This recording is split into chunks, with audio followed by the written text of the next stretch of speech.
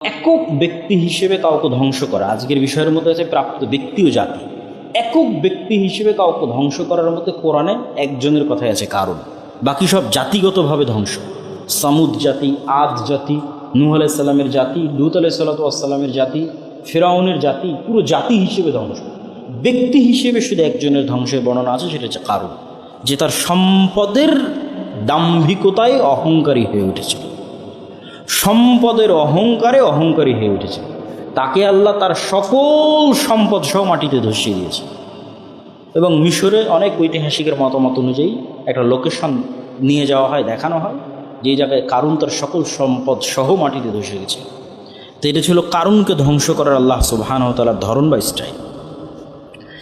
এবার যেই বানু ইসরাইল মূসা আলাইহিস সালামের মাধ্যমে ফিরআউনের কবল থেকে মুক্তি পেল, এই বানু ইসরায়েলের উপরেও আল্লাহ সুবহানাহু ওয়া তাআলা তাদেরই অবাধ্যতার কারণে অনেক আযাব এবং গজব দিয়েছেন। তার দুই একটা আযাব এবং গজব আমরা তুলে ধরি সংক্ষিপ্ত করে। একটা হচ্ছে শনিবারের বিধানকে লঙ্ঘন করা। এই বানু ইসরায়েলরা দাউদ আলাইহিস সালামের সময়ে শনিবারের দিন দাউদ আলাইহিস সালাম যখন জাবুর তেলাওয়াত করতেন, তার কণ্ঠস্বর খুব সুন্দর ছিল, পশু পাখি মাছেরা পর্যন্ত তার তেলাওয়াত শুনতে আসত। ওই সুযোগে তারা মাছ শিকার করত। আল্লাহ নিষেধ করলেন যে না, তোমরা মাছ শিকার করিও। তারা কৌশল অবলম্বন করে মাছগুলোকে ঘিরে রাখতো, রবিবারের দিন শিকার করত। এই অপরাধে আল্লাহ সুবহানাহু ওয়া তাআলা তাদেরকে বানরে পরিণত করে দিলেন। তাহলে এবারের আযাবের ধরনটা আরও ভিন্ন। সেটা কি? চেহারার বিকৃতি। তারা বানরে পরিণত হয়ে গেল। এবং মানুষের ডিএনএর সাথে পৃথিবীর আর অন্য দুটো প্রাণীর ডিএনএ সবচেয়ে বেশি মিলে, একটা বানর আর একটা হচ্ছে শুকুর। ফলত আমরা যেমন সামান্য কোডিং চেঞ্জ করলেই ফাংশন চেঞ্জ হয়ে যায়, ওয়েবসাইটের সামনের যে আউটলুকটা আছে সেটা চেঞ্জ হয়ে যায় সামান্য কোডিং চেঞ্জ করলে। তো এটা মানুষের কাছে যেমন ইজি, আল্লাহ সুবহানাহু ওয়া তাআলার কাছে মানুষকে আর দ্বিতীয় কোনো প্রাণীতে পরিণত করার ক্ষেত্রে সামান্য ডিএনএতে পরিবর্তন করে দিলেই মানুষকে বানর আর শুকুর বানানো 1 সেকেন্ডের ব্যাপার। কারণ 98% ডিএনএ বানরের সাথে শুকুরের সাথে মানুষের মিলে। তাহলে আর 1-2% মধ্যে যদি আল্লাহ পরিবর্তন করে দেয়, সকালবেলা মানুষ ঘুম থেকে উঠে দেখবে সে বানর হয়ে গেছে, সকালবেলা মানুষ ঘুম থেকে উঠে দেখবে সে শুকুর হয়ে গেছে। আর রাসূল সাল্লাল্লাহু আলাইহি ওয়াসাল্লাম বলেছেন, আমার উম্মতের একদল মানুষ বানর এবং শুকুরে পরিণত হবে। আচ্ছা, বানু ইসরায়েলের আর এক দলকে আল্লাহ সুবহানাহু ওয়া তাআলা কীভাবে ধ্বংস করেছেন সেটা হচ্ছে, মূসা আলাইহিস সালাম যখন তুর পাহাড়ে গেলেন এবং তারা সামিরি নামে একজন লোক একটা বাছুর তৈরি করলো, যে বাছুর জাদুর মাধ্যমে এবং জিবরাইল আলাইহিস সালামের পদচিহ্ন দিয়ে তৈরি হওয়ার কারণে আওয়াজ করত, হাম্বা হাম্বা করে আওয়াজ করত, মাটির তৈরি বাছুর আওয়াজ করত। ওই বাছুরের পূজা করতে লাগলো বানু ইসরায়েল। মূসা আলাইহিস সালাম এসে খেপে গেলেন। আল্লাহ বললেন, তোমাদের শাস্তি হচ্ছে যারা শিরক করেনি, তারা যারা শিরক করেছে ওদেরকে হত্যা করো। ভয়াবহ, যে নিজের বাপ মা নিজের ভাই বোনকে নিজে হাতে হত্যা করো, এটাই শাস্তি। যেহেতু তোমার বাপ শিরক করেছে, যেহেতু তোমার মা শিরক করেছে, তোমার ছেলে মেয়ে শিরক করেছে। যে শিরক করেনি সে তার আত্মীয় স্বজনের মধ্যে যারা শিরক করে তাদেরকে হত্যা করে। এটা একটা আযাব ছিল আল্লাহ। আর একটা ছিল, যখন তাদেরকে জিহাদ করতে যাওয়ার জন্য বলা হলো, তারা বললো আমরা যাব না, তখন আল্লাহ তাদেরকে 40 বছর মরুভূমির মধ্যে উদ্ভ্রান্তের মতো ঘুরতে থাকার একটা আযাব আল্লাহ সুবহানাহু ওয়া তাআলা তাদেরকে দিয়েছিল। আর দুইবার তাদেরকে ভয়ঙ্করভাবে জেরুজালেম থেকে বের করে দেওয়া হয়েছে তাদের পাপের শাস্তির কারণে। হত্যা, শাস্তি, বিপদ সব মিলিয়ে দুইবার জেরুজালেম থেকে বের করে দেওয়া হয়েছে তাদের পাপের কারণে, নবীদেরকে হত্যা করার কারণে। তারা নবীদের হত্যা করত।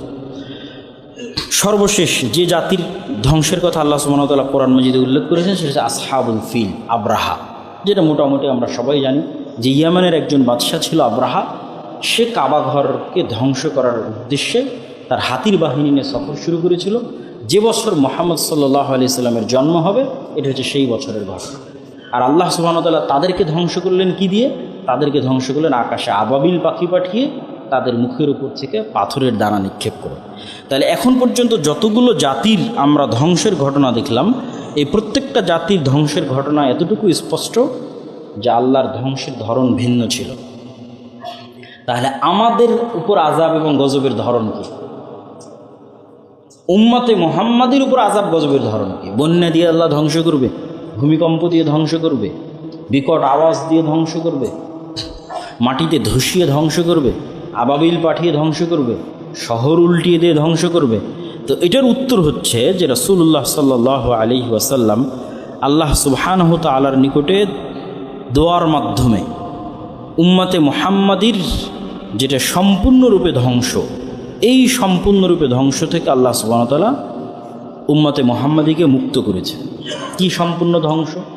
কোনো ব্যাপক মহামারীর মাধ্যমে ধ্বংস হয়ে যাওয়া, বন্যার মাধ্যমে ধ্বংস হয়ে যাওয়া, ভূমিকম্পের মাধ্যমে ধ্বংস হয়ে যাওয়া, এক কথায় পরিপূর্ণরূপে ধ্বংস হয়ে যাওয়া, এটা থেকে মুক্ত করেছে। তাহলে উম্মতে মুহাম্মাদির উপর আযাবের কোন দোয়াটা আল্লাহ সুবহানাহু ওয়া তাআলা মুহাম্মদ সাল্লাল্লাহু আলাইহি ওয়াসাল্লামের কবুল করেননি? সেটা হচ্ছে উম্মতে মুহাম্মাদির উপর অন্য জাতিকে চাপিয়ে দেওয়া হবে আর তারা তাদের উপর জুলুম করবে, অথবা উম্মতে মুহাম্মাদি পরস্পরের লড়াই করবে, মারামারি করবে, পরস্পরকে হত্যা করবে। এই আযাব কিয়ামত পর্যন্ত অব্যাহত থাকবে। আপনি যখনই দেখবেন যে মুসলমানেরা অন্য কারো দ্বারা মাজলুম, তখন বুঝতে হবে এটা আমাদের পাপের ফসল। নূহ আলাইহিস সালাতু ওয়াস সালামের মতো বন্যায় আমাদের ডুবিয়ে মারা হবে না। তাহলে আমাদের কিসে আমাদের আযাব, কোথায় আযাব আমরা দেখতে পাবো? যখন দেখবো আমাদের উপর অন্য জাতি চেপে গেছে, তখন আপনি বুঝবেন, সেটা রোহিঙ্গা হোক, সেটা ফিলিস্তিন হোক, সেটা বাংলাদেশ হোক, সেটা যেখানে হোক, সেটা বাগদাদে হালাকুফা চেঙ্গিস খানের আক্রমণ হোক, সেটা জেরুজালেমে ক্রুসেডারদের আক্রমণ হোক, যেখানে দেখবেন সেখানেই দেখবেন উম্মতে মুহাম্মাদির পদস্খলন, নৈতিক এবং চারিত্রিক অধঃপতনের শাস্তি হিসেবে বিধর্মীদেরকে আল্লাহ সুবহানাহু ওয়া তাআলা তাদের উপর চাপিয়ে দেবেন। আর এমনিতে আমাদের ব্যক্তিগত জীবনে দুটো অপরাধ এমন আছে যে দুটো অপরাধের আযাব এবং গজব সাথে সাথেই আসবে, জীবদ্দশাতেই আসবে। রাসূলুল্লাহ সাল্লাল্লাহু আলাইহি ওয়াসাল্লাম বলেন, কুল্লু যুনুবিন ইউআখিরুল্লাহু মিনহা মা শাআ ইলা ইয়াউমিল কিয়ামাহ। প্রত্যেক পাপের শাস্তি আল্লাহ কিয়ামত পর্যন্ত ঠেলে নিয়ে যান, যেই পাপের শাস্তি কিয়ামতে দেওয়া হবে। তবে দুইটা পাপের শাস্তি আল্লাহ সুবহানাহু ওয়া তাআলা দুনিয়াতেই দেন, ক্বাবলাল মাউত, মৃত্যুর পূর্বে মানুষকে। একটা কি? ইল্লাল বাগী, অবৈধ সম্পর্ক। হে আল্লাহ, ওই রাস্তা দেখান যে রাস্তা সহজ সরল, দুনিয়া থেকে সরাসরি জান্নাত পর্যন্ত কানেক্ট, একটা সরল রেখার মতো। এখানে শুরু হবে, জান্নাতে গিয়ে ছেড়ে দিবে। তো সেই রাস্তা কোনটা? সিরাতাল্লাযীনা আন'আমতা আলাইহিম। সেই রাস্তা ওই রাস্তা যাদের উপর আল্লাহ দয়া করেছেন, তারা যেই রাস্তায় চলেছে। আর সেই রাস্তা ওই রাস্তা নয়, গায়রিল মাগদুবি আলাইহিম ওয়ালাদ-দাল্লিন, যাদেরকে আল্লাহ অভিশপ্ত এবং পথভ্রষ্ট বানিয়েছেন, তারা যেই রাস্তায় চলেছে সেই রাস্তা নয়। আর এই ছোট্ট সংক্ষিপ্ত আয়াতই পুরো কোরআন ব্যাপী আল্লাহ বিস্তারিত বর্ণনা করেছে। কিভাবে, কাদের উপর আল্লাহ দয়া করেছে? নবীদের উপর দয়া করেছে। পুরো কোরআন আল্লাহ নবীদের জীবনীতে পরিপূর্ণ করে দিয়েছে, যাতে ওই রাস্তাটা মানুষের কাছে ক্লিয়ার হয় যে তুমি কোন রাস্তায় চলবা। আল্লাহর দয়াপ্রাপ্ত মানুষদের রাস্তায় চলবা। আল্লাহর দয়াপ্রাপ্ত কারা? নবীরা। নবীরা কিভাবে জীবনযাপন করতো, এই তো আমি নবীদের ঘটনা তোমাদের সামনে তুলে ধরতেছি। আর কোন রাস্তায় তুমি চলবে না, যেই রাস্তায় অভিশপ্ত এবং পথভ্রষ্টরা চলেছে। অভিশপ্ত এবং পথভ্রষ্ট কারা? এই নাও আমি পবিত্র কোরআনে তোমাদের সামনে তুলে ধরতেছি কারা পথভ্রষ্ট, কারা অভিশপ্ত। তাহলে একই সাথে যারা আল্লাহর নেয়ামত প্রাপ্ত, তাদের রাস্তা স্পষ্ট হয়ে যাচ্ছে, পাশাপাশি যারা অভিশপ্ত এবং পথভ্রষ্ট, তাদের রাস্তা স্পষ্ট হয়ে যাচ্ছে। এত স্পষ্ট বিবরণের পরেও যদি মানুষ অভিশপ্তদের রাস্তায় অবলম্বন করে, তাহলে আল্লাহ দায় মুক্ত, নবীরা দায় মুক্ত। তখন দায় নিজের, কেন আল্লাহ স্পষ্ট বলে দিয়েছেন এই রাস্তা অভিশপ্তদের রাস্তা। তো আজকের এই বিষয়বস্তু থেকে আমাদের শিখার বিষয় কিন্তু এটি, যে আমরা অভিশপ্ত জাতির কথা শুনে শিখব কি? যেই অপরাধে আল্লাহ তাদের শাস্তি দিয়েছে, ওই অপরাধগুলো আমাদের মধ্যে আছে কিনা, আমরা ওই রাস্তা অবলম্বন করছি কিনা। আমরা যদি ওই রকমের রাস্তা অবলম্বন করি, তাহলে আমাদের শাস্তির ধরন কি হতে পারে? আল্লাহ সুবহানাহু ওয়া তাআলা পবিত্র কোরআন মাজিদে বলছেন, ওয়াকাম মিন ক্বরিয়াতিন আহলাকনাহা ফাজাআহা বা'সুনা বায়াতান আও হুম কাইলুন। এরকম কত নগর, কত শহর এবং বন্দর আমি আল্লাহ ধ্বংস করে দিয়েছি, যখন তাদের উপর আমার গজব এসেছিল তখন তারা ঘুমন্ত ছিল, অথবা দুপুরের খাওয়া দাওয়া করে বিশ্রাম করছিল। এই একই রকম আয়াত আল্লাহ সুবহানাহু ওয়া তাআলা আরও 2-3টা এনেছেন। বলেছেন আফা আমিনা আহলুল করা, শহরের মানুষ, বন্দর নগর গ্রামের মানুষ, তারা কি নিজেদেরকে নিরাপদ মনে করে নিয়েছে যে তাদের উপর আল্লাহর গজব আসবে না, তাই তারা নিশ্চিন্তে ঘুমাচ্ছে?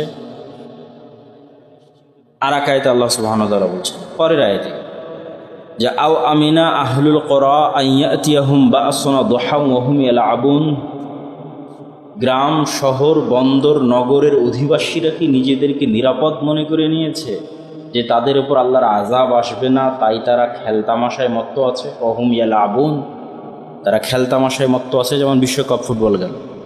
তারা কি নিজেদের নিরাপদ মনে করে নিয়েছে যে তারা আল্লাহর আযাব থেকে মুক্ত? আফা আমিনু মাকরাল্লাহ ফালা ইয়ামানু মাকরাল্লাহি ইল্লাল কওমুল খাসিরুন, কে আছে এমন যে নিজেকে আল্লাহর পাকড়াও থেকে মুক্ত মনে করে, নিরাপদ মনে করে? একমাত্র ওই ব্যক্তি নিজেকে নিরাপদ মনে করতে পারে যে ক্ষতিগ্রস্ত। একজন আলেম, একজন আল্লাহওয়ালা পরহেজগার তাকওয়াবান মানুষও যদি মনে করে যে আমি আল্লাহর গজব এবং আযাব থেকে নিরাপদ, আল্লাহর পাকড়াও থেকে নিরাপদ, তাহলে সে ক্ষতিগ্রস্ত। এটা একটা মানদণ্ড সেট করা হয়েছে, কেউই যেন নিজেকে আল্লাহর আযাব এবং গজব থেকে নিরাপদ মনে না করে। যেই নিজেকে নিরাপদ মনে করবে সে ক্ষতিগ্রস্ত। এই নিরাপদ মনে করাটাই তার ক্ষতিগ্রস্ত হওয়ার জন্য যথেষ্ট। আল্লাহ সুবহানাহু ওয়া তাআলা বলেন, ওয়া কাম আহলাকনা মিন ক্বরিয়াতিন বাতিরাত মাঈশাতাহা, আমি এরকম কত উন্নত সভ্যতা ধ্বংস করে দিয়েছি, উন্নত প্রযুক্তি এবং সভ্যতা ধ্বংস করে দিয়েছি, যাদের উন্নত প্রযুক্তি এবং উন্নত সভ্যতা তাদেরকে অহংকারী করে তুলেছিল। মানুষ মনে করে আজকের আমেরিকা, আজকের দুবাই, আজকের সিঙ্গাপুর, এটাই হয়তো পৃথিবীর সবচেয়ে উন্নত সভ্যতা। কিন্তু কোরআনের ধারা বিবরণীতে বোঝা যায় যে আল্লাহ সুবহানাহু ওয়া তাআলার বর্ণনা অনুযায়ী অতীতে আল্লাহ যাদেরকে ধ্বংস করে দিয়েছে তারা আজকের চাইতেও বেশি পাওয়ারফুল, বেশি শক্তিশালী, বেশি সভ্য এবং বেশি উন্নত প্রযুক্তির অধিকারী ছিল। মানে আজকের যেমন দুবাই নগরী আছে, আজকের যেমন গুলশান বনানী আছে, এইরকম উন্নত শহর, উন্নত সভ্যতা অতীতেও ছিল। তো তাদের উন্নত নগর, উন্নত সভ্যতা তাদেরকে যখন অহংকারী করে দিল, তখন আমি তাদেরকে এমনভাবে ধ্বংস করে দিয়েছি। আল্লাহ বলছেন, ফাতিলকা মাসাকিনুহুম লাম তুসকান মিন বা'দিহিম ইল্লা কালিলা, যে আজকে যেটা কোটি টাকার প্লট এবং ফ্ল্যাটের জায়গা ছিল, পরের দিন ওটার বসবাসেরই উপযোগী থাকেনি, বিরান মরুভূমিতে পরিণত হয়ে গেছে। আজকে যেখানে বসে মানুষ কোটি কোটি টাকার প্লট এবং ফ্ল্যাট বিক্রি করবে মর্মে চিন্তা করছে, আমেরিকার সিলিকন ভ্যালি, এক সেকেন্ড, এক মিনিটের ব্যবধানে ওইটা বসবাস অনুপযোগী বিরান মরুভূমিতে পরিণত হয়ে গেছে। ওয়াকুন্না নাহনুল ওয়ারিসিন, এই কথা দিয়ে আল্লাহ আয়াত শেষ করছে। আর চিরন্তন চিরস্থায়ী উত্তরাধিকার মালিকানা আমার, মানে যেই জমিনে, যেই মাটিতে তোমরা বসবাস করছো, যেই জমিন, যেই মাটি তোমরা শাসন করছো, যুগের পরিক্রমায়, কালের পরিক্রমায় এরকম কত আসলো আর কত গেল, এই স্থায়ী পার্মানেন্ট উত্তরাধিকার কে? এই জমি, এই মাটি, এই নগর, এই সভ্যতা, এই দেশ, এই পৃথিবীর পার্মানেন্ট মালিক কে? ওয়াকুন্না নাহনুল ওয়ারিসিন, আমি আল্লাহ হচ্ছে পার্মানেন্ট মালিক। এরকম আগেও অসংখ্য ধ্বংস করে দিয়েছি, সামনেও করব। কেউ যেন মনে না করে যে না আমি আজকে এটার মালিকানায় আছে। ক্ষণস্থায়ী মালিকানা, আর স্থায়ী মালিকানা আল্লাহ সুবহানাহু ওয়া তাআলার।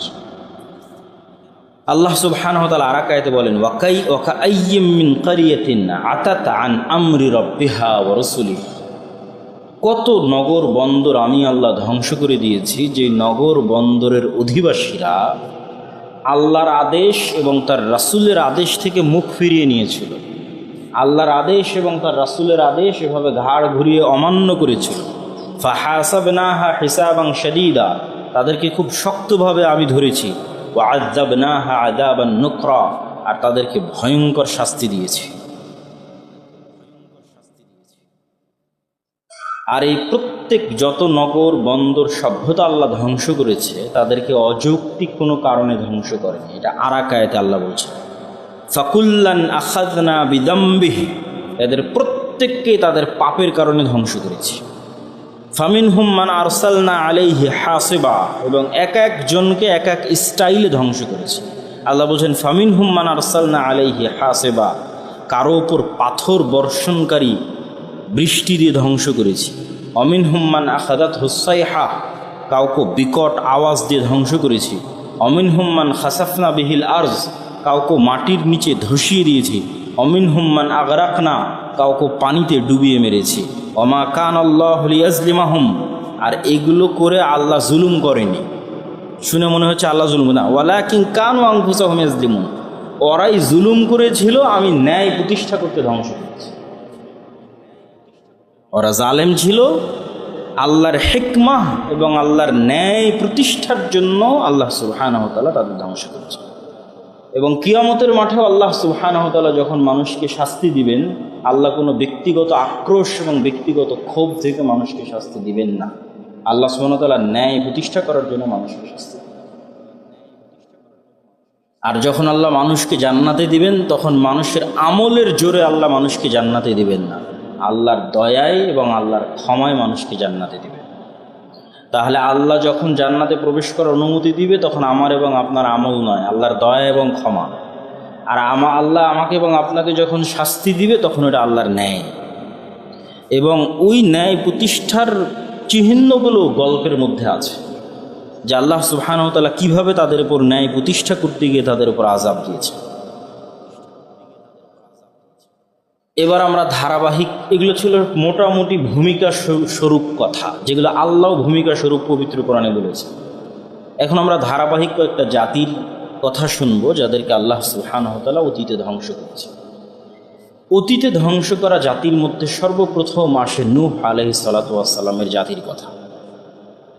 নূহ আলাইহিস সালাতু ওয়াস সালামের পূর্বে কোনো কওম বা কোনো ব্যক্তিকে আল্লাহর আযাবে ধ্বংস করে দেওয়া হয়েছে, এরকম কোনো ঘটনা ইতিহাসের পাতায় পাওয়া যায় না। মানুষ গুনাহ করেছে, পাপ করেছে, কিন্তু সেভাবে আযাব এবং গজবে কোনো ব্যক্তি এবং জাতি ধ্বংস হয়ে গেছে, তার ইতিহাস কোরআনে অথবা অন্য কোথাও উল্লেখিত নাই। তাহলে পৃথিবীতে সর্বপ্রথম অভিশপ্ত জাতি হচ্ছে নূহ আলাইহিস সালাতু ওয়াস সালামের জাতি। আর নূহ আলাইহিস সালাতু ওয়াস সালামের বর্ণনা আল্লাহ সুবহানাহু ওয়া তাআলা কোরআন মাজিদে এভাবে দিচ্ছেন, বিভিন্ন আয়াতে বিভিন্নভাবে এসেছে, আমরা সারমর্ম বলছি আর কি। ওয়ালাকাদ আরসালনা নূহান ইলা কওমিহি ফাকালা ইয়া কওমি ইবুদুল্লাহ মা লাকুম মিন ইলাহিন গায়রুহু, আর আমি নূহকে তার জাতির নিকটে পাঠিয়েছিলাম। কোন অঞ্চলে নূহ আলাইহিস সালাম বসবাস করতেন? ইরাক অঞ্চলে নূহ আলাইহিস সালাম বসবাস করতেন। কতদিন আগের ঘটনা? ইব্রাহিম আলাইহিস সালামেরও আগমনের 2-3 হাজার বছর পূর্বের ঘটনা হতে পারে আনুমানিক।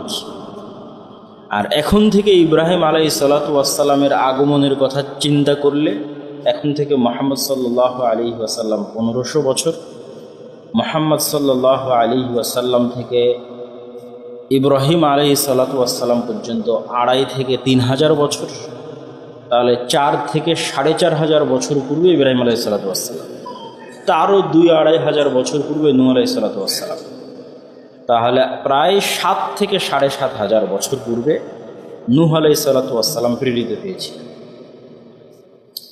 নূহ আলাইহিস সালামের ঘটনা বর্ণনা করতে গিয়ে আব্দুল্লাহ বিন আব্বাস রাদিয়াল্লাহু তাআলা আনহু বলেন যে আদম আলাইহিস সালামের পরে 10 প্রজন্ম তাওহীদের উপর ছিল, হকের উপর ছিল, 10 প্রজন্ম। এবং এক এক প্রজন্ম যদি 1000 বছর করে ধরা হয় আনুমানিক গড়, যেমনটা আদম আলাইহিস সালামের বয়স এবং যেমনটা নূহ আলাইহিস সালামের বয়স, তাহলে আদম আলাইহিস সালামের আনুমানিক 10,000 বছর পর নূহ আলাইহিস সালামের আগমন। তো আদম আলাইহিস সালামের পরে 10 প্রজন্ম হকের তাওহীদের উপর ছিল, গুনাহ অন্যগুলো করেছে কিন্তু শিরক করেনি। 10 প্রজন্ম পর প্রথম মানুষ শিরকের সাথে পরিচিত হয়। কিভাবে শিরকের সাথে পরিচিত হয় এটাও আল্লাহ কোরআন মাজিদে তুলে ধরেছেন। কেমনে নূহ আলাইহিস সালামের কওম শিরকে লিপ্ত। প্রথমে কিছু খুব আল্লাহওয়ালা পরহেজগার তাকওয়াবান মানুষ, তাদের মৃত্যুর পর মানুষ চিন্তা করলো যে এদের যদি আমরা স্মৃতি সংরক্ষণ করতে পারি তাহলে আমাদের অন্তরেও আল্লাহর তাকওয়া, আল্লাহর ভীতি কাজ করবে। এরা তো অনেক আল্লাহওয়ালা মানুষ ছিল, তো চলো এদের স্মৃতি সংরক্ষণ করি। তাহলে প্রথমে ভালো চিন্তা নিয়েই মূলত শিরক আর বেদাত ঢুকে। আল্লাহ কোরআন এইভাবেই তুলে ধরেছে। তো তারা এরকম কিছু আল্লাহওয়ালা পরহেজগার মানুষের ভাস্কর্য তৈরি করলো, পূজা করার জন্য নয়, ওইটার পূজা করবে এই জন্য নয়, ওইটাকে দেখে স্মরণ করবে, আরে এই মানুষটা এত ভালো ছিল, তাহলে আমিও একটু ভালো হই।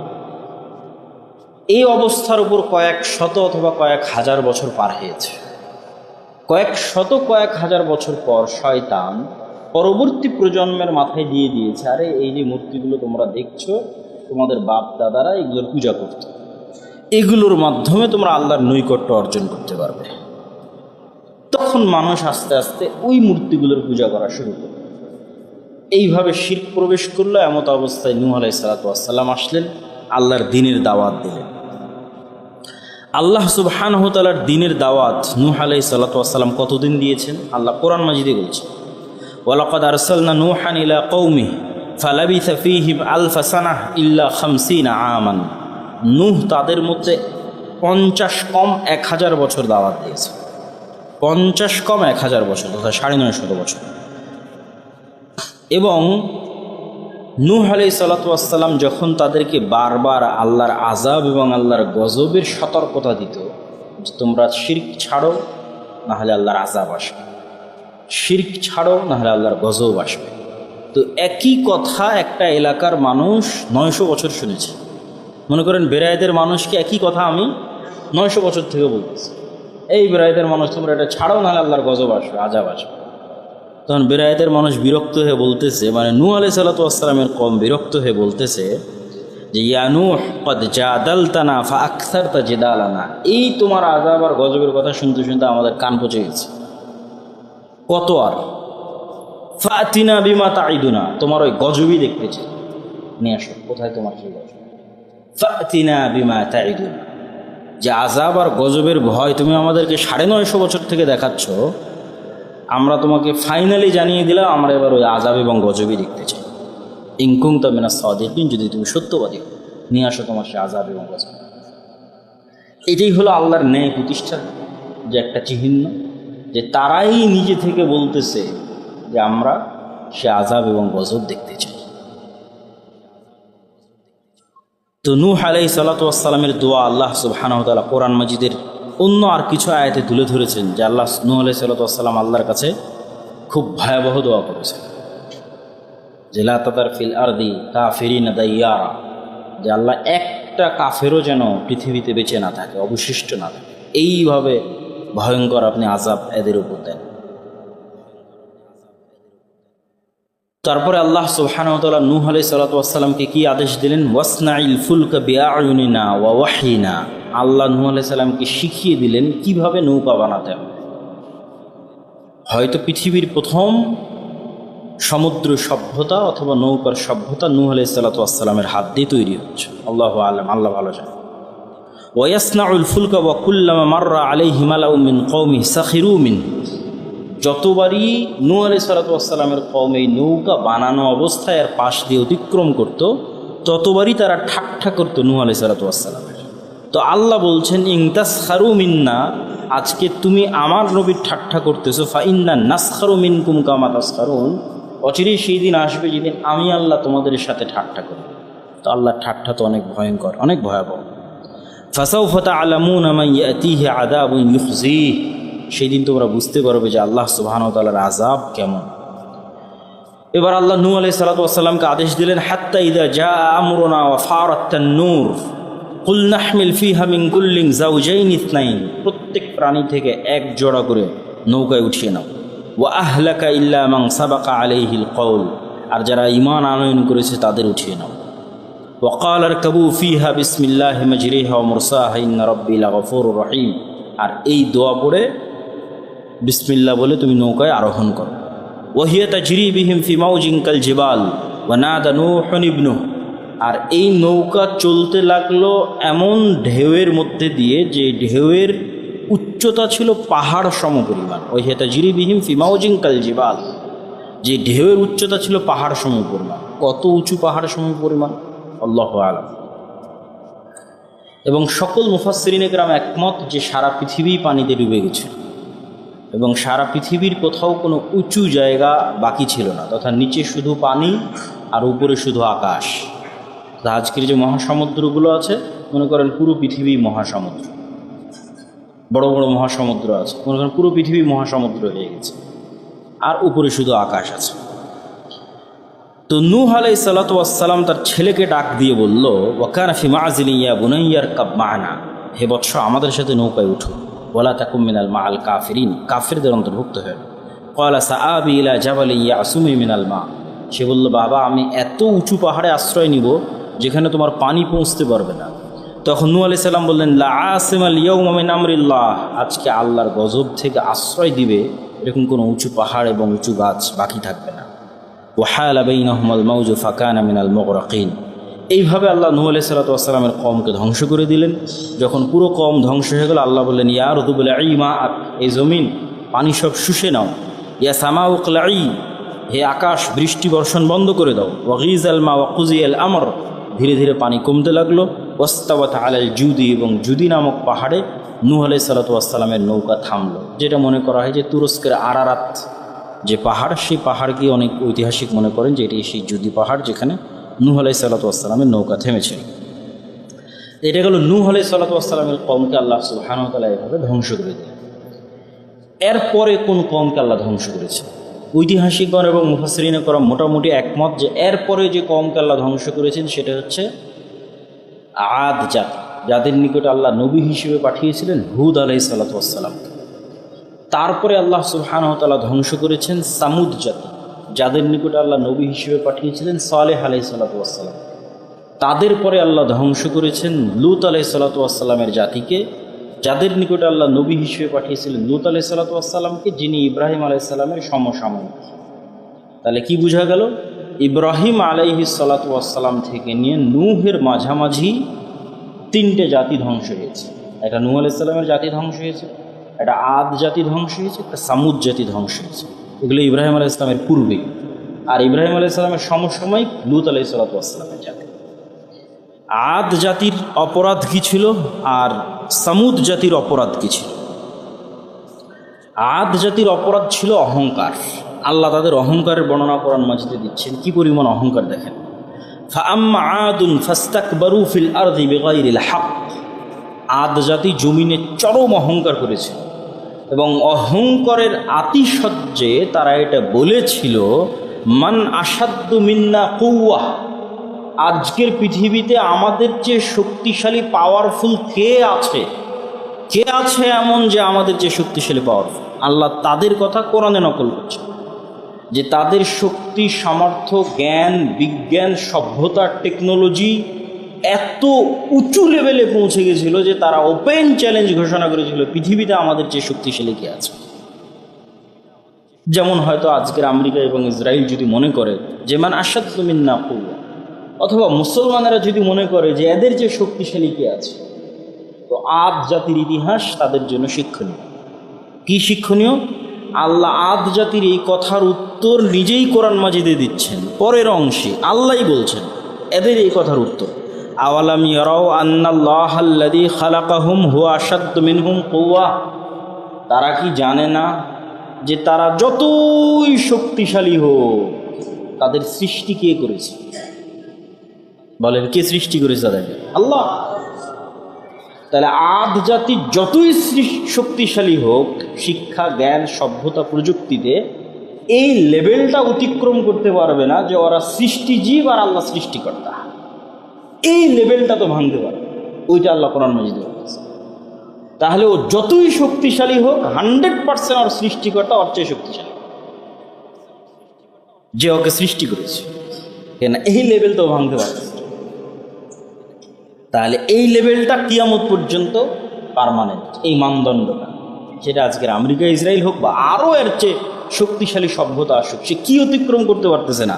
আল্লাহ বলছেন আন্নাল্লাযী খালাকাহুম, আমি আল্লাহ যদি ওদের সৃষ্টিকর্তা হয়ে থাকি তাহলে তো আমি ওদের চেয়ে বেশি শক্তিশালী, কেন আমি তাদের সৃষ্টিকর্তা।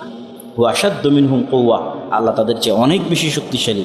ওয়া কানু বিআয়াতিনা ইয়াজহাদুন, কিন্তু তারা আমার আয়াতকে অস্বীকার করেছে। তো হুদ আলাইহিস সালাতু ওয়াস সালাম তাদের নিকটে দাওয়াত নিয়ে গেছিলেন এবং তাদেরকে আল্লাহর আনুগত্য করার আদেশ দিয়েছিলেন। যখন তারা অস্বীকার করলো তখন তাদেরকে আল্লাহ যে আযাব এবং যে গজব দিলেন, সে আযাব এবং গজব কি ছিল? আদ সম্প্রদায়কে আল্লাহ কি আযাব দিলেন? আল্লাহ এক আয়াতে বলছেন ফারসালনা আলাইহিম রিহান সরসরা, আমি ভয়ঙ্কর ঠান্ডা শীতল এবং অতি তীব্র গতিতে চলমান বাতাস, একই সাথে দুটো গুণ, খুবই গতিসম্পন্ন আর দুই খুবই শীতল, বরফ শীতল এবং খুবই গতিসম্পন্ন। আর এক আয়াতে আল্লাহ সুবহানাহু ওয়া তাআলা বলেছেন ওয়াম্মা আদুন ফাউহলিকু বিরিহিন সরসরিন আতিয়া, আমি ভয়ঙ্কর শক্তিশালী হিম শীতল ঝড়ের মাধ্যমে তাদের ধ্বংস করেছি। এই রকম হিমশীতল ঝড়ো বাতাস কতদিন তাদের উপর চলেছে? সাখারা আহা আলাইহিম সাবআ লায়ালিন ওয়া সামানিয়াতা আইয়াম, 7 দিন 7 রাত 8 দিন এই ঝড়ো বাতাস আমি তাদের উপর চালিয়েছি। ফাতারাল কওমা ফিহা সারআ কাআন্নাহুম আজাজ নাখলিন খাবিয়া, একটা খেজুর গাছ গোড়া থেকে কেটে ফেলে দিলে যেভাবে খেজুর গাছটা পড়ে থাকে, তাদের পুরো সভ্যতা, পুরো দেশ, পুরো নগরী, সকল মানুষের অবস্থা ছিল এরকম। এইরকম ভয়ঙ্কর ঝড় বাতাস আমি তাদের উপর পাঠিয়েছিলাম। অনেক মুফাসসিরিন ইকরাম লিখেছে যে বাতাসের তীব্রতা এমন ছিল যে আসলেই আল্লাহ যে উদাহরণ দিয়েছেন ওই রকমই ঘটেছে। মানে এই পুরো বিল্ডিং যেই দিক দিয়ে বাতাসের তীব্রতা গেছে করাতের মতো কেটে গেছে, মানুষের শরীরের মধ্যে দিয়ে ঢুকে গেছে তো মানুষের শরীর কেটে গেছে, বাড়ি ঘরের উপর দিয়ে চলে গেছে তো ওটা কেটে গেছে। আল্লাহ যে উদাহরণটা এক্সাম্পলটা দিয়েছেন যে কাটা খেজুর গাছের ন্যায় তারা পড়েছিল, তো এটাকে অনেক মুফাসসিরিন ইকরাম বাস্তব অর্থে ধরেছেন যে গতির, বাতাসের গতির তীব্রতা এটা সংঘটিত হয়েছে। তাহলে আদ জাতিকে আল্লাহ সুবহানাহু ওয়া তাআলা এইভাবে ধ্বংস করলেন। এরপরে কোন জাতিকে আল্লাহ ধ্বংস করেছেন? সামুদ জাতি। আচ্ছা, আদ জাতি কোথায় বসবাস করত? ঐতিহাসিকগণ এবং বর্তমান প্রত্নতাত্ত্বিক গবেষণা অনুযায়ী বেশিরভাগ মতামত এটাই যে ওমান এবং ইয়েমেনের যে অঞ্চল, হাজরামাউত এবং সানআ, এই অঞ্চলে তথা সৌদি আরবের দক্ষিণ অঞ্চলের যে সমুদ্র, এই সমুদ্রের সাথে লাগানো যে দুইটা দেশ ইয়ামান এবং ওমান, এই অঞ্চলে আদ জাতি বসবাস করত এবং তাদের কিছু অবশিষ্টাংশ অথবা বাঁচা কিছু প্রত্নতাত্ত্বিক সভ্যতা এখনও নাকি সেখানে পাওয়া গেছে। এই ধরনের কথাগুলো নিশ্চিত করে বলা কঠিন যে আসলে এক্সাক্ট তারা কোথায় বসবাস করত, কিন্তু তারপরও যেহেতু আলোচনা বোঝার সুবিধার্থে বলা দরকার তাই বলতেছে। আর নূহ আলাইহিস সালাতু ওয়াস সালামের কওম কোথায় বসবাস করত? ইরাকে বেশিরভাগ। আর নূহ আলাইহিস সালামের কওমের পরে আসলাম আদ জাতি, এরা বসবাস করত ওমান এবং ইয়েমেনে। এখন আসছি কাদের আলোচনায়? সামুদ জাতি। এবং আমাদের আলোচনা আমরা সময়ের ধারাবাহিকতায় সাজিয়েছি যে কে আগে ধ্বংস হয়েছে, কে পরে ধ্বংস হয়েছে। ওই ধারাবাহিকতার সাথে আমরা সময়টা বুঝতে পারব আর লোকেশনও বুঝতে পারব। সামুদ জাতি কোথায় বসবাস করত? সামুদ জাতি বসবাস করত বর্তমান সৌদি আরবের উত্তর দিকে মিশর সীমান্তবর্তী একটা অঞ্চল আছে যেটা মাদাইন সালেহ নামে পরিচিত। এখন ওখানে তারা পর্যটন এরিয়া তৈরি করেছে, আল উলা, বিশাল পর্যটন এরিয়া তৈরি করেছে। এই অঞ্চলগুলোকে সামনে রেখে, যে অঞ্চলগুলোতে আল্লাহ অভিশপ্ত জাতিদের ধ্বংস করে দিয়েছে, যে অঞ্চলে রাসূল সাল্লাল্লাহু আলাইহি ওয়াসাল্লাম তাবুকের যুদ্ধের জন্য গেছিলেন, সেটা সামুদ জাতির অঞ্চল। তো সামুদ জাতিকে আল্লাহ সুবহানাহু ওয়া তাআলা কীভাবে ধ্বংস করলেন? ওয়াইলা সামুদা আখাহুম সালেহ, সামুদ জাতির নিকটে পাঠিয়েছিলাম সালেহকে নবী হিসেবে। ক্বালা ইয়া কওমি ইবুদুল্লাহ মা লাকুম মিন ইলাহিন গায়রুহু, হে আমার জাতি, আল্লাহর ইবাদত করো, আল্লাহ ব্যতীত অন্য কারো আনুগত্য করিও না। আর আমি আল্লাহর পক্ষ থেকে তোমাদের জন্য একটা নিদর্শন নিয়ে এসেছি। ঘটনা হচ্ছে যখন সালেহ আলাইহিস সালাতু ওয়াস সালাম তাদেরকে দাওয়াত দেওয়া শুরু করলেন, তখন তারা সালেহ আলাইহিস সালাতু ওয়াস সালামের কাছে দেখতে চাইল যে তুমি যে নবী তার প্রমাণে তুমি কিছু হাজির করো। তো আল্লাহর মূলনীতি হচ্ছে যখনই কোনো স্পষ্ট প্রমাণ আল্লাহ দিয়ে দেন তখন গজব অবশ্যম্ভাবী যদি অস্বীকার করে। স্পষ্ট প্রমাণ আসার পর গজব অবশ্যম্ভাবী যদি অস্বীকার করে। এই জন্য সাধারণত নবী রাসূলদের কাছে স্পষ্ট প্রমাণ চাইতে হয় না, তাদের দাওয়াতের উপরই ঈমান আনতে, যেটা উম্মতে মুহাম্মাদি করেছে, যেটা উম্মতে মুহাম্মাদি মুহাম্মদ সাল্লাল্লাহু আলাইহি ওয়াসাল্লামের দাওয়াতে ঈমান আনয়ন করেছে, এটাই হওয়া উচিত। কিন্তু যখন আপনি নবীকে বলবেন আপনি কিছু করে দেখান, আপনি যে নবী, তখন যদি নবী কিছু করে দেখায় আর আপনি যদি তারপরও অস্বীকার করেন, তাহলে গজব 100% কনফার্ম। তো যখন তারা বলল যে আপনি কিছু আলামত দেখান, তা দ্বারা অনেক চ্যালেঞ্জ মোবাহালা অনেক কিছু করার মাধ্যমে সালেহ আলাইহিস সালাতু ওয়াস সালাম একদম শূন্য থেকে, কোনো বর্ণনায় পাথরের মধ্যে থেকে, কোনো বর্ণনায় মাটি ফেড়ে, কোনো বর্ণনায় পাহাড় থেকে, তথা একদম নতুন, মানে কোনো কিছুর সন্তান হিসেবে নয়, একটা উটনি উপস্থিত করলেন। মানে কারো পেট থেকে জন্ম নেওয়া উটনি নয়, আল্লাহ সুবহানাহু ওয়া তাআলা তাকে নিদর্শন হিসেবে উটনি দিলেন।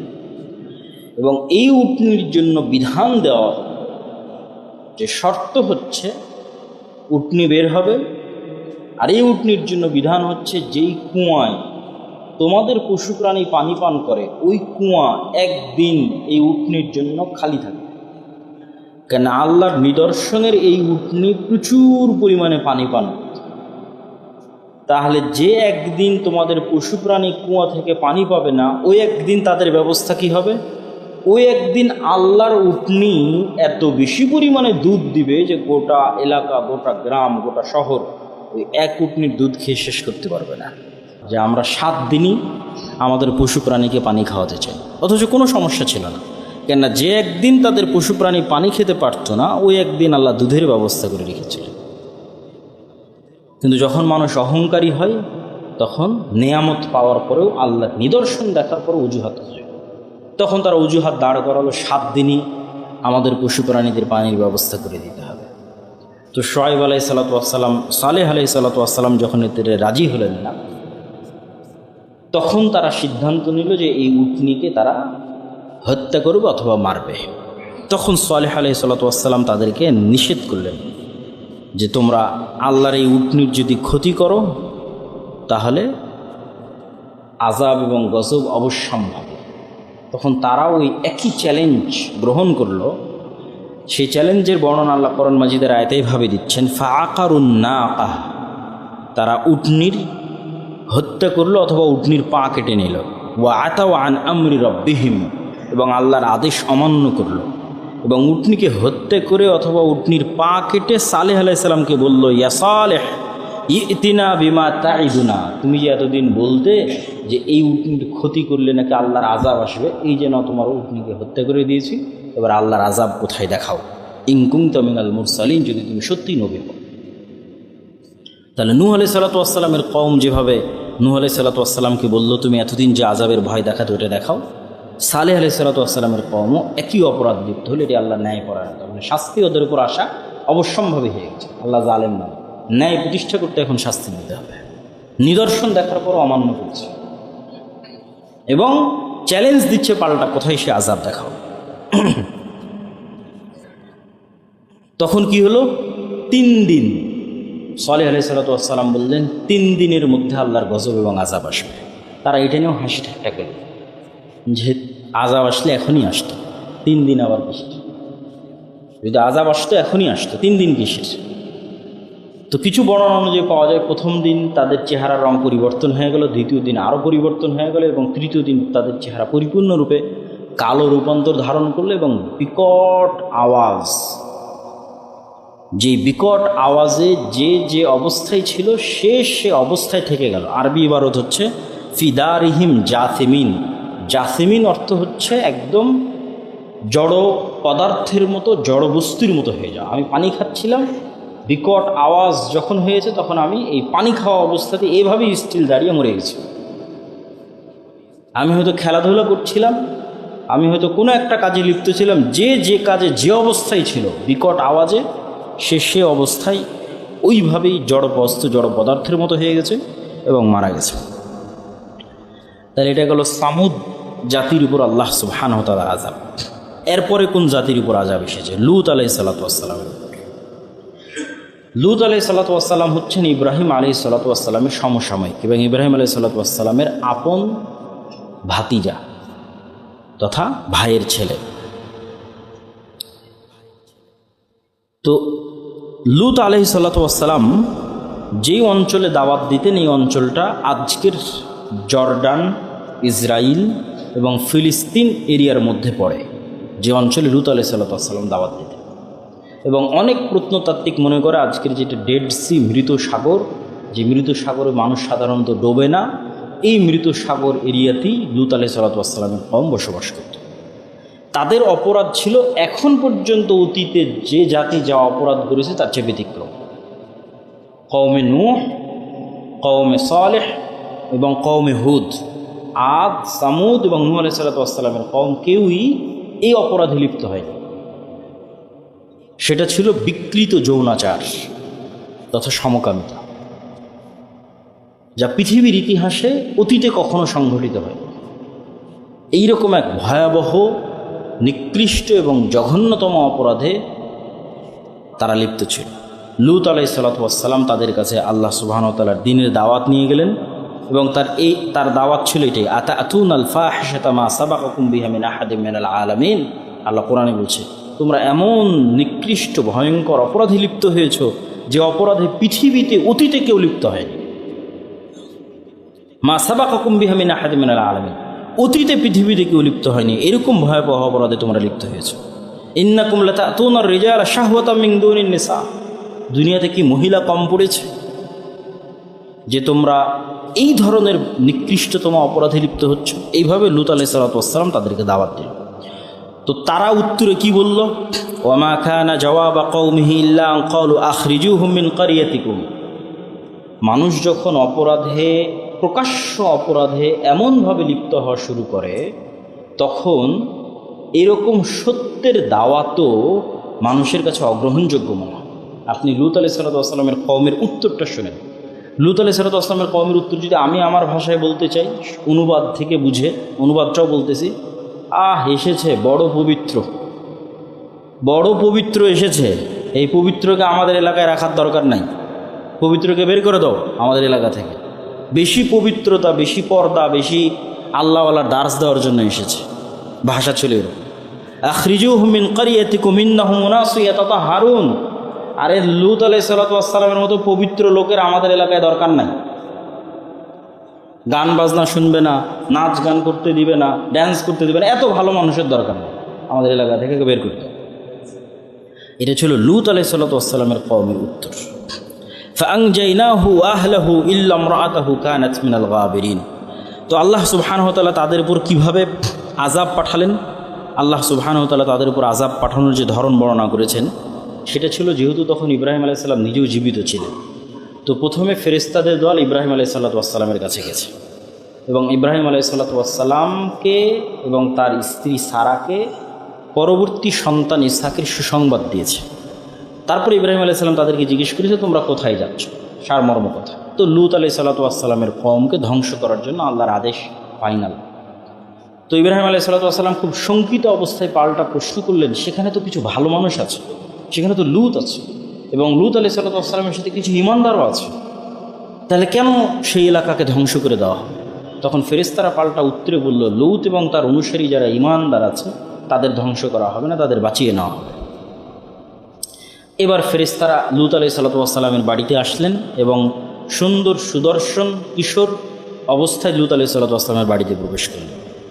তো লূত আলাইহিসসালাম তাদেরকে স্বাভাবিক মেহমান মনে করেছেন, এখনও বুঝতে পারেননি যে তারা আল্লাহর ফেরেশতা। স্বাভাবিক মেহমান মনে করে তিনি মেহমানের নিরাপত্তায় শঙ্কিত হলেন, আতঙ্কিত হলেন যে আমার এই অসভ্য জাতির কাছ থেকে আমি আমার এই মেহমানদের কিভাবে নিরাপদ করব। ফলত তিনি চাইলেন না কেউই এই সংবাদ জানুক এলাকার মানুষজন যে লূত আলাইহিসসালামের বাড়িতে তারা আছে। কিন্তু লূত আলাইহিসসালামের স্ত্রী এই গোপন তথ্য এলাকার মানুষকে জানিয়ে দেয়। তখন এলাকার মানুষ লূত আলাইহিসসালামের নিকটে আসে এবং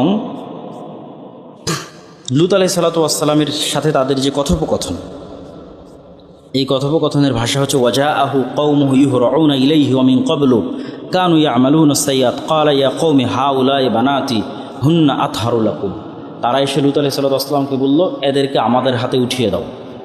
তখন লূত আলাইহিসসালাম বললেন, দেখো আমার কন্যারা আছে, হুন্না আতহারু লাকুম, আমার মেয়েরা তোমাদের জন্য অতি পবিত্র, তোমরা যদি চাও আমার মেয়েদের সাথে তোমাদের বিবাহ দিয়ে দিচ্ছে,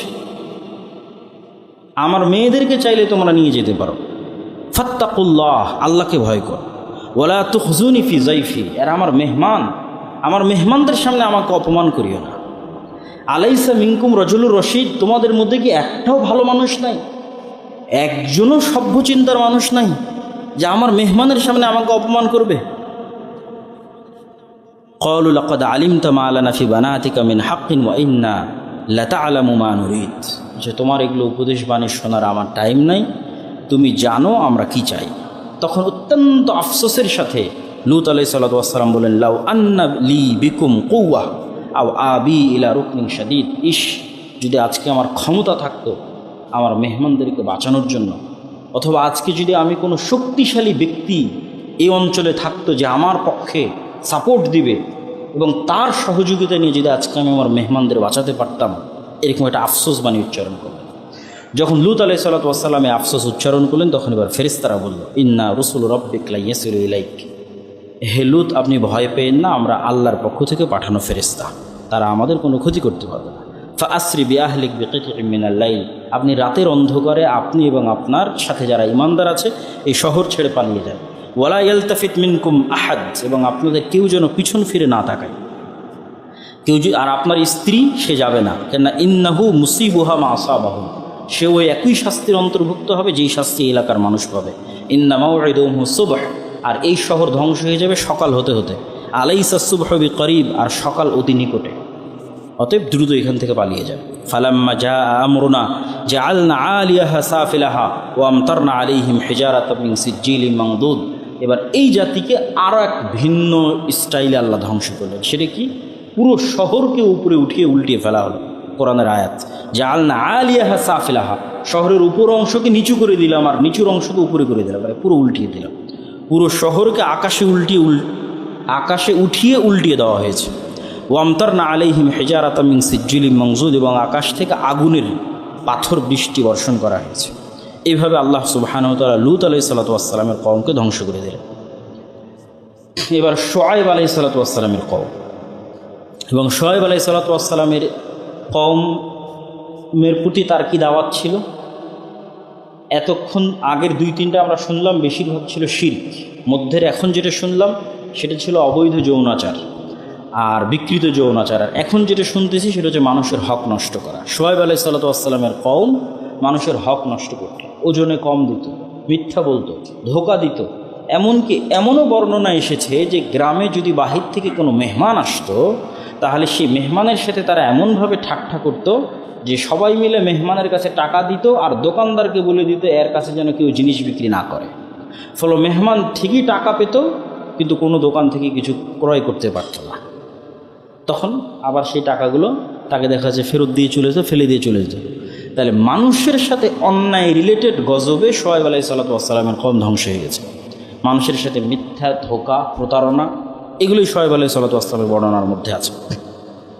যেহেতু সময় অতি সংক্ষিপ্ত, এই জন্য আমি সংক্ষিপ্ত আকারে বলতেছি। তো শুআয়ব আলাইহিসসালামের কওম কোন গজবে আল্লাহ সুবহানাহু ওয়া তাআলা তাদের ধ্বংস করে দিয়েছেন? ভূমিকম্প।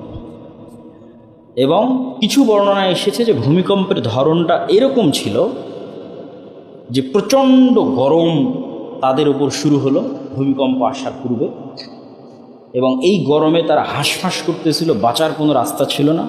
ঠিক এরকম সময় একখণ্ড মেঘ দেখা দিল, যেই মেঘের মধ্যে গিয়ে সবাই আশ্রয় নেওয়ার চেষ্টা করলো একটু ঠান্ডা আবহাওয়া পাওয়ার জন্য, একটু শীতল ছায়া পাওয়ার জন্য। তারপরে ওই মেঘের মধ্যে থাকা অবস্থাতেই ভয়ঙ্কর ভূমিকম্প, বিকট আওয়াজ, এবং যেভাবে আল্লাহ সুবহানাহু ওয়া তাআলা তাদের জন্য উপযুক্ত মনে করেছেন সেভাবে তখন তাদেরকে ইনস্ট্যান্ট ধ্বংস করে দিয়েছেন শুআয়ব আলাইহিসসালামের কওমকে। তাহলে ধারাবাহিক সিরিয়ালে শুআয়ব আলাইহিসসালামের পরে এবার আসবে ফেরাউন, এবং ফেরাউনের ঘটনা মোটামুটি আমাদের সবারই জানা, যে ফেরাউনকে আল্লাহ সুবহানাহু ওয়া তাআলা কীভাবে ধ্বংস করেছেন। পানিতে ডুবিয়ে অত্যন্ত চরম অসহায়ত্বের মাধ্যমে আল্লাহ ফেরাউনকে ধ্বংস করেছেন। আর ফেরাউনের ধ্বংসের পূর্বে মূসা আলাইহিসসালামের মাধ্যমে অসংখ্য আয়াত, নিদর্শন ফেরাউন দেখেছে। পিঁপড়া, পোকামাকড়, রক্ত, ব্যাং, এরকম 10 থেকে 12 রকমের বিপদ ফেরাউনের কওমের উপর এসেছিল। এবং এই 10-12 রকমের বিপদের প্রত্যেকবারই তারা মুসা আলাইহিস সালামের কাছে গিয়ে আল্লাহর কাছে দোয়া করিয়ে নিয়ে বেঁচেছে। তারপরে যখন আবার মুক্তি পেয়েছে আবার অবাধ্য হয়েছে। তাহলে ফাইনাল আযাব এবং গজব দেওয়ার আগে আল্লাহ অনেক নিদর্শন ফেরাউন এবং তার সৈন্য সামন্তকে দেখিয়েছে, যাতে ফেরাউনের উপর আযাবটা কি হয়, হক হয়, ন্যায় হয়। কোনো নিয়ামত দেখাতে আল্লাহ সুবহানাহু ওয়া তাআলা বাকি রাখে। মুসা আলাইহিস ইসলামের লাঠি তো আছে, মুসা আলাইহিস ইসলামের হাতের যে উজ্জ্বলতা সেটা তো আছে, এটা ছাড়াও 12 রকমের নিদর্শন আল্লাহ তাকে দেখিয়েছে। যেমন রক্তের আযাব যখন আসলো তখন খেতে বসলে রক্ত, পানিতে রক্ত, বিছানায় রক্ত, রাস্তায় রক্ত, সব জায়গায় রক্ত। তখন মুসা আলাইহিস সালামের কাছে গিয়ে আল্লাহর কাছে ক্ষমা চেয়ে ভালো হয়ে যাবো, ঠিক হয়ে যাবো, এই বিপদ উঠিয়ে নাও। বিপদ উঠে গেলে আবার অস্বীকার করো। এরকম 12টা নিদর্শন দেখার পরেও যখন ফেরাউন ঠিক হয়নি, তখন আল্লাহ সুবহানাহু ওয়া তাআলা তাকে ফাইনালি সমুদ্রে ডুবিয়ে মেরেছেন। এবং ফেরাউনের সমসাময়িক আরেকজনের কথা আল্লাহ সুবহানাহু ওয়া তাআলা কোরআন মাজিদে বলেছেন, তার নাম হচ্ছে কারুন। এবং একক ব্যক্তি হিসেবে কাউকে ধ্বংস করা, আজকের বিষয়ের মধ্যে আছে প্রাপ্ত ব্যক্তি ও জাতি। একক ব্যক্তি হিসেবে কাউকে ধ্বংস করার মধ্যে কোরআনে একজনের কথাই আছে, কারুন। বাকি সব জাতিগতভাবে ধ্বংস। সামুদ জাতি, আদ জাতি, নূহ আলাইহিস সালামের জাতি, লূত আলাইহিস সালামের জাতি, ফেরাউনের জাতি, পুরো জাতি হিসেবে ধ্বংস। ব্যক্তি হিসেবে শুধু একজনের ধ্বংসের বর্ণনা আছে, সেটা হচ্ছে কারুন, যে তার সম্পদের দাম্ভিকতায় অহংকারী হয়ে উঠেছিল, সম্পদের অহংকারে অহংকারী হয়ে উঠেছে। তাকে আল্লাহ তার সকল সম্পদ সহ মাটিতে ধসিয়ে দিয়েছে। এবং মিশরে অনেক ঐতিহাসিকের মতামত অনুযায়ী একটা লোকেশন নিয়ে যাওয়া হয়, দেখানো হয় যে জায়গায় কারুন তার সকল সম্পদ সহ মাটিতে ধসে গেছে। তো এটা ছিল কারুনকে ধ্বংস করার আল্লাহ সুবহানাহু ওয়া তাআলার ধরন বা স্টাইল। এবার যেই বানু ইসরাইল মুসা আলাইহিস সালামের মাধ্যমে ফেরাউনের কবল থেকে মুক্তি পেল, এই বানু ইসরাইলের উপরেও আল্লাহ সুবহানাহু ওয়া তাআলা তাদেরই অবাধ্যতার কারণে অনেক আযাব এবং গজব দিয়েছেন। তার 2-1টা আযাব এবং গজব আমরা তুলে ধরি সংক্ষিপ্ত করে। একটা হচ্ছে শনিবারের বিধানকে লঙ্ঘন করা। এই বানু ইসরাইলরা দাউদ আলাইহিস সালামের সময়ে শনিবারের দিন দাউদ আলাইহিস সালাম যখন জাবুর তেলাওয়াত করতেন, তার কণ্ঠস্বর খুব সুন্দর ছিল, পশু পাখি মাছেরা পর্যন্ত তার তেলাওয়াত শুনতে আসত। ওই সুযোগে তারা মাছ শিকার করত। আল্লাহ নিষেধ করলেন যে না, তোমরা মাছ শিকার করিও। তারা কৌশল অবলম্বন করে মাছগুলোকে ঘিরে রাখত, রবিবারের দিন শিকার করত। এই অপরাধে আল্লাহ সুবহানাহু ওয়া তাআলা তাদেরকে বানরে পরিণত করে দিলেন। তাহলে এবারের আযাবের ধরনটা আরও ভিন্ন। সেটা কি? চেহারার বিকৃতি। তারা বানরে পরিণত হয়ে গেল। এবং মানুষের ডিএনএর সাথে পৃথিবীর আর অন্য 2টি প্রাণীর ডিএনএ সবচেয়ে বেশি মিলে, একটা বানর আর একটা হচ্ছে শুকুর। ফলত আমরা যেমন সামান্য কোডিং চেঞ্জ করলেই ফাংশন চেঞ্জ হয়ে যায়, ওয়েবসাইটের সামনের যে আউটলুকটা আছে সেটা চেঞ্জ হয়ে যায় সামান্য কোডিং চেঞ্জ করলে। তো এটা মানুষের কাছে যেমন ইজি, আল্লাহ সুবহানাহু ওয়া তাআলার কাছে মানুষকে আর দ্বিতীয় কোনো প্রাণীতে পরিণত করার ক্ষেত্রে সামান্য ডিএনএতে পরিবর্তন করে দিলেই মানুষকে বানর আর শুকুর বানানো 1 সেকেন্ডের ব্যাপার। কারণ 98% ডিএনএ বানরের সাথে শুকুরের সাথে মানুষের মিলে। তাহলে আর 1-2% মধ্যে যদি আল্লাহ পরিবর্তন করে দেয়, সকালবেলা মানুষ ঘুম থেকে উঠে দেখবে সে বানর হয়ে গেছে, সকালবেলা মানুষ ঘুম থেকে উঠে দেখবে সে শুকুর হয়ে গেছে। আর রাসূল সাল্লাল্লাহু আলাইহি ওয়াসাল্লাম বলেছেন, আমার উম্মতের একদল মানুষ বানর এবং শুকুরে পরিণত হবে। আচ্ছা, বানু ইসরাইলের আর এক দলকে আল্লাহ সুবহানাহু ওয়া তাআলা কীভাবে ধ্বংস করেছেন সেটা হচ্ছে, মুসা আলাইহিস সালাম যখন তুর পাহাড়ে গেলেন এবং তারা সামিরি নামে একজন লোক একটা বাছুর তৈরি করলো, যে বাছুর জাদুর মাধ্যমে এবং জিবরাইল আলাইহিস সালামের পদচিহ্ন দিয়ে তৈরি হওয়ার কারণে আওয়াজ করত, হাম্বা হাম্বা করে আওয়াজ করত, মাটির তৈরি বাছুর আওয়াজ করত। ওই বাছুরের পূজা করতে লাগলো বানু ইসরাইল। মুসা আলাইহিস সালাম এসে খেপে গেলেন। আল্লাহ বললেন, তোমাদের শাস্তি হচ্ছে যারা শিরক করেনি, তারা যারা শিরক করেছে ওদেরকে হত্যা করো। ভয়াবহ, যে নিজের বাপ মা নিজের ভাই বোনকে নিজে হাতে হত্যা করো, এটাই শাস্তি। যেহেতু তোমার বাপ শিরক করেছে, যেহেতু তোমার মা শিরক করেছে, তোমার ছেলে মেয়ে শিরক করেছে। যে শিরক করেনি সে তার আত্মীয় স্বজনের মধ্যে যারা শিরক করে তাদেরকে হত্যা করে। এটা একটা আযাব ছিল আল্লাহ। আর একটা ছিল, যখন তাদেরকে জিহাদ করতে যাওয়ার জন্য বলা হলো, তারা বললো আমরা যাব না। তখন আল্লাহ তাদেরকে 40 বছর মরুভূমির মধ্যে উদ্ভ্রান্তের মতো ঘুরতে থাকার একটা আযাব আল্লাহ সুবহানাহু ওয়া তাআলা তাদেরকে দিয়েছিল। আর দুইবার তাদেরকে ভয়ঙ্করভাবে জেরুজালেম থেকে বের করে দেওয়া হয়েছে তাদের পাপের শাস্তির কারণে। হত্যা, শাস্তি, বিপদ সব মিলিয়ে দুইবার জেরুজালেম থেকে বের করে দেওয়া হয়েছে তাদের পাপের কারণে, নবীদেরকে হত্যা করার কারণে। তারা নবীদের হত্যা করত। সর্বশেষ যে জাতির ধ্বংসের কথা আল্লাহ সুবহানাহু ওয়া তাআলা কোরআন মাজিদে উল্লেখ করেছেন সেটা হচ্ছে আসহাবুল ফিল, আব্রাহা, যেটা মোটামুটি আমরা সবাই জানি যে ইয়ামানের একজন বাদশা ছিল আব্রাহা। সে কাবা ঘরকে ধ্বংস করার উদ্দেশ্যে তার হাতির বাহিনী নিয়ে সফর শুরু করেছিল। যে বছর মুহাম্মদ সাল্লাল্লাহু আলাইহি সাল্লামের জন্ম হবে এটা হচ্ছে সেই বছরের ঘটনা। আর আল্লাহ সুবহানাহু ওয়া তাআলা তাদেরকে ধ্বংস করলেন কি দিয়ে? তাদেরকে ধ্বংস করলেন আকাশে আবাবিল পাখি পাঠিয়ে তাদের মুখের উপর থেকে পাথরের দানা নিক্ষেপ করে। তাহলে এখন পর্যন্ত যতগুলো জাতির আমরা ধ্বংসের ঘটনা দেখলাম, এই প্রত্যেকটা জাতির ধ্বংসের ঘটনা এতটুকু স্পষ্ট যে আল্লাহর ধ্বংসের ধরন ভিন্ন ছিল। তাহলে আমাদের উপর আযাব এবং গজবের ধরন কি? উম্মতে মুহাম্মাদের উপর আযাব গজবের ধরন কি? বন্যা দিয়ে আল্লাহ ধ্বংস করবে, ভূমিকম্প দিয়ে ধ্বংস করবে, বিকট আওয়াজ দিয়ে ধ্বংস করবে, মাটিতে ধসিয়ে ধ্বংস করবে, আবাবিল পাঠিয়ে ধ্বংস করবে, শহর উল্টিয়ে দিয়ে ধ্বংস করবে। তো এটার উত্তর হচ্ছে যে রাসূলুল্লাহ সাল্লাল্লাহু আলাইহি ওয়াসাল্লাম আল্লাহ সুবহানাহু ওয়া তাআলার নিকটে দোয়ার মাধ্যমে উম্মতে মুহাম্মাদির যেটা সম্পূর্ণরূপে ধ্বংস, এই সম্পূর্ণরূপে ধ্বংস থেকে আল্লাহ সুবহানাহু ওয়া তাআলা উম্মতে মুহাম্মাদিকে মুক্ত করেছে। কি সম্পূর্ণ ধ্বংস? কোনো ব্যাপক মহামারীর মাধ্যমে ধ্বংস হয়ে যাওয়া, বন্যার মাধ্যমে ধ্বংস হয়ে যাওয়া, ভূমিকম্পের মাধ্যমে ধ্বংস হয়ে যাওয়া, এক কথায় পরিপূর্ণরূপে ধ্বংস হয়ে যাওয়া, এটা থেকে মুক্ত করেছে। তাহলে উম্মতে মুহাম্মাদির উপর আযাবের কোন দোয়াটা আল্লাহ সুবহানাহু ওয়া তাআলা মুহাম্মদ সাল্লাল্লাহু আলাইহি ওয়াসাল্লামের কবুল করেননি? সেটা হচ্ছে উম্মতে মুহাম্মাদির উপর অন্য জাতিকে চাপিয়ে দেওয়া হবে আর তারা তাদের উপর জুলুম করবে, অথবা উম্মতে মুহাম্মাদি পরস্পর